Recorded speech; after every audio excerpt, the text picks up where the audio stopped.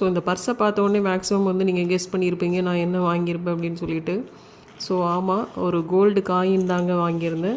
DigiGold ஸ்கீமில் gold coin தாங்க வாங்குறது பெஸ்ட்டு. பட் நான் கோல்டு காயின் வாங்கணுங்கிற எண்ணத்தில் போல் சில சுச்சுவேஷன் காரணமாக அதை வந்து நம்ம லாஸ்ட்டாக பேசலாம். இப்போ இந்த காயினை பற்றி வந்து பார்த்துடலாம்.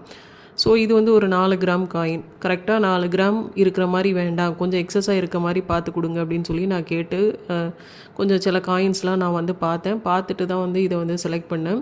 இது வந்து ஒரு 4 கிராமும் 10 மில்லிகிராமும் வந்து எக்ஸ்ட்ரா இருந்தது. எனக்கு சேர்ந்துருந்தது பார்த்தீங்கன்னா 4 கிராமும் 50 மில்லிகிராமும். 4 கிராமில் இருக்கிற காயினில் பார்த்தீங்கன்னா இந்த காயின் தான் ஓரளவு அதிகமான வெயிட் இருந்தது. அதாவது 10 மில்லிகிராம் வந்து எக்ஸ்ட்ரா இருந்தது. நமக்கு சேர்ந்துருக்க வெயிட் பார்த்தீங்கன்னா 4 கிராமும் 50 மில்லிகிராமும்.